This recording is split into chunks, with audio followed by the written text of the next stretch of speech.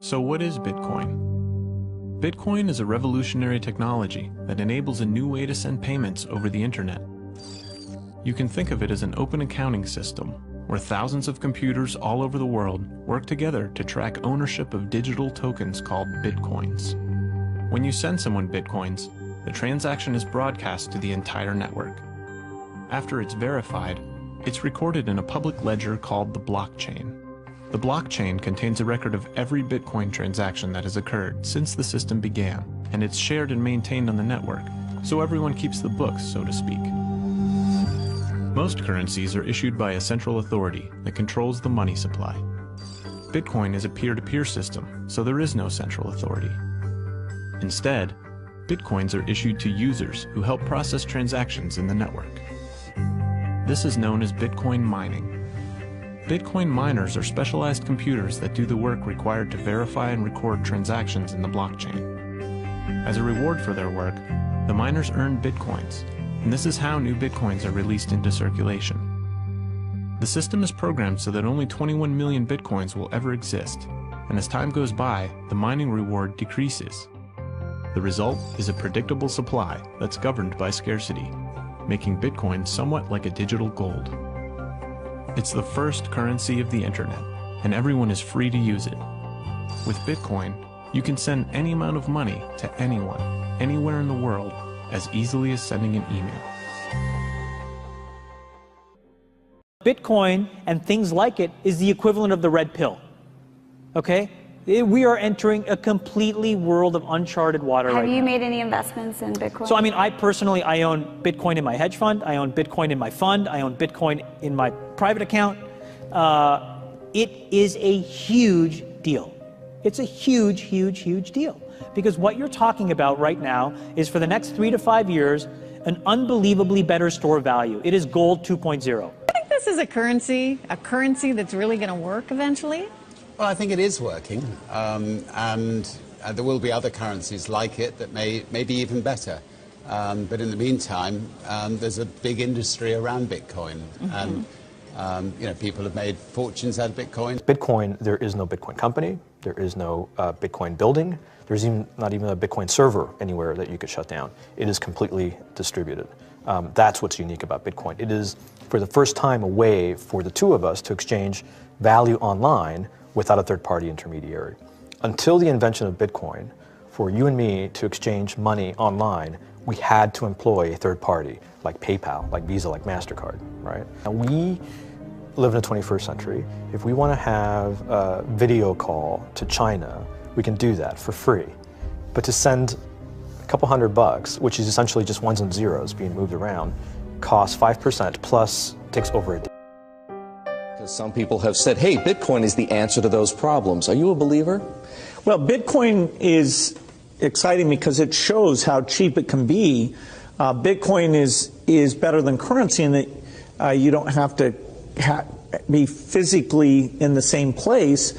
And, of course, for large transactions, currency can get pretty inconvenient. See Bitcoin trading at 1,000, 2,000, 5,000, 10,000. Rick Falkvenia does an excellent analysis. He predicts that Bitcoin will capture between 1 and 10% of the global Forex market, which implies a price of between $100,000 to $1 million per Bitcoin.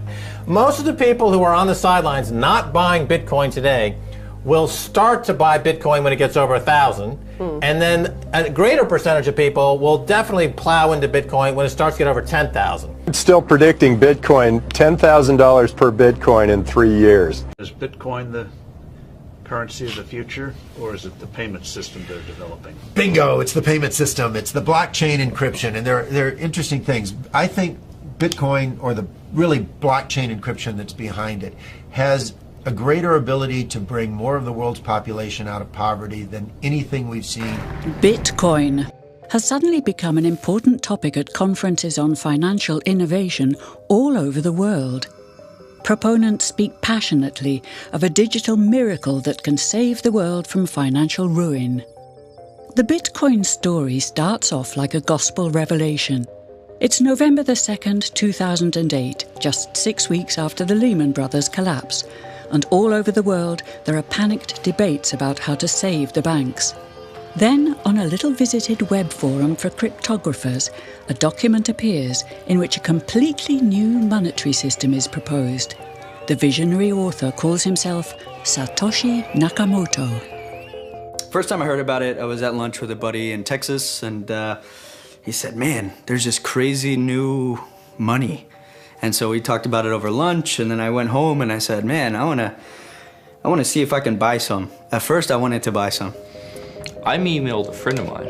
I think I probably saw the white paper in some web forum or something. You know, it just said this is some electronic currency thing. And this was publicly available. You know, this was posted, I think December, 2008 or something. And these were the darkest days of the financial crisis. So that to me suggests a very clever mind that saw an opportunity, the perfect opportunity to introduce a new radical technology and a new radical approach to money and finance at just the right moment when people would be very open to making this big shift. Funds received.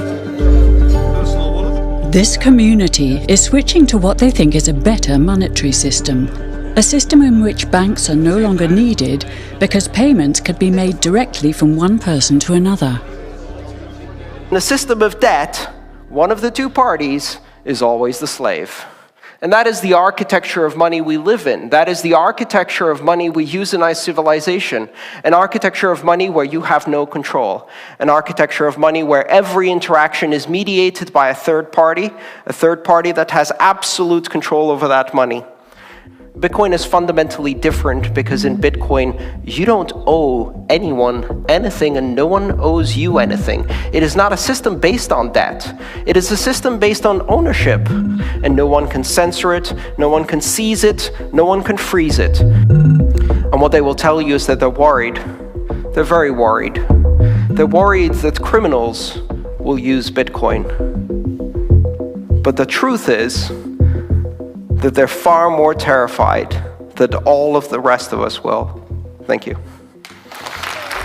A Bitcoin is the reward for solving complex mathematical puzzles, and Bitcoin miners let their computers work day and night to complete these tasks. All the Bitcoin users in the world are connected, and together they constitute a network that processes and checks all Bitcoin transactions in a public ledger called the blockchain, and Satoshi Nakamoto designed it in such a way that users can create a free and anonymous Bitcoin account number, a so-called wallet. Satoshi's invention eliminates the need for a central bank, because all the users together are the bank. But early Bitcoin users had no idea how big Bitcoin and the blockchain would become. I think sometime in spring of 2010, I could be wrong on the exact dates, but basically someone put out a request saying, hey, I'd like to buy something with Bitcoin. Will anyone buy me a pizza? And I believe someone here in England bought the person in Florida a pizza for 10,000 or something Bitcoins. I mean, it'd be worth, a very large sum of money today. And that was the first Bitcoin commercial transaction.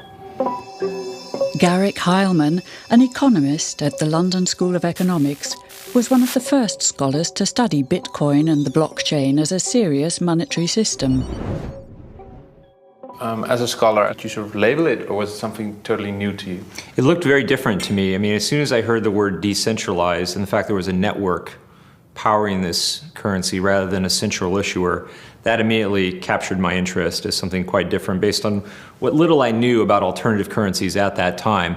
What it meant for people who are libertarians in particular is that the government couldn't come in and shut down a server and end Bitcoin. It would have to shut down the entire internet or turn off the electricity grid to stop Bitcoin. And so that was really attractive to people who are worried about these types of things.